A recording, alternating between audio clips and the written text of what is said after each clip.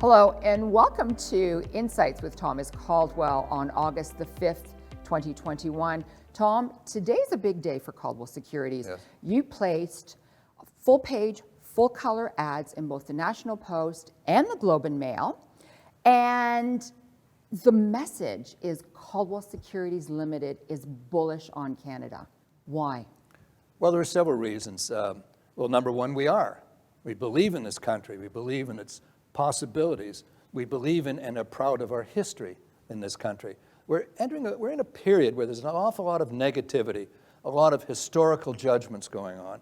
And we tend to forget this. And I think some of our politicians have a propensity to cover themselves with ashes and sackcloth so they can get votes.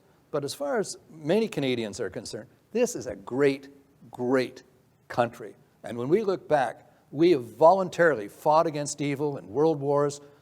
In many, many years, we have wonderful systems, health care. This is a great country. I look at parks near where we live, and I see families from all over the world having picnics on a weekend type of thing. And I feel so happy for them. They're in a country free from fear and open with lots of possibilities. And we tend to forget that these people seek out this country from all over the world. This is a haven. It's even been a haven for Americans. Remember, historically, the Underground Railroad, if you were a slave running away, you weren't free till you got to Canada, because if you were caught in the northern states, you were sent back. And even during, whether how you want to look at it, the Vietnam War, people who disagreed with that war would come to Canada. But this is true all over the world. We should be proud of that. The spark to this was we were going to put up a flag in a park in a small town, and the municipal people seem to be kind of reticent. Well, we don't know that we want to do this right now, the timing. Wait a second. This is a great country. Start celebrating it. Start thinking. I'm not saying we have great politicians by a long chalk, but I can tell you, I have lived for half the life of this country. And when I look back on it, from the time I've really understood things, the leaders we had, they might have been good, bad, and indifferent, but there was never, never evil intent. Everybody tried to do the best. Were mistakes made? Omissions made? Absolutely. That's the nature of humanity. But forgetting that, on balance, this is the place we should all be proud of and celebrate and look at the Canadian flags, and particularly those in governments. Don't start to weigh the rest of the country down with your vote-getting and attitudes of negativity about this country. Wonderful country. We should all be grateful.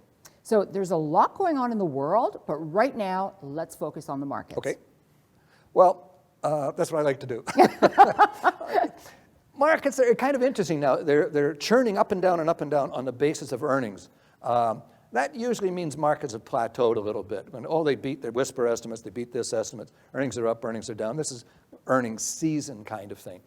You can make money on that, but the real money is made in big market changes or perceptual changes. So I tend to be a value investor. I look for undervalued sectors. I've been buying some of the Canadian energy stocks. And I know everybody thinks oil and gas, it's over, it's finished. I don't think so, because it's going to take a long time for us to generate the electricity needed for the goals that we have in mind. Automatic cars, electric cars, no longer gas heating in homes, et cetera, et cetera, et cetera.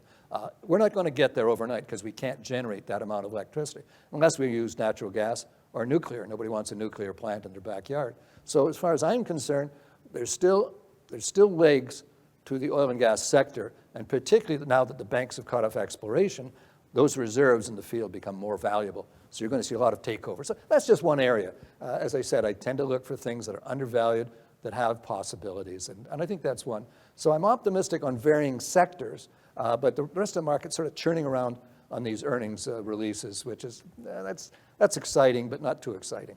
Thank you for your insights, Tom. Thank you. And thank you all for watching. Bye for now.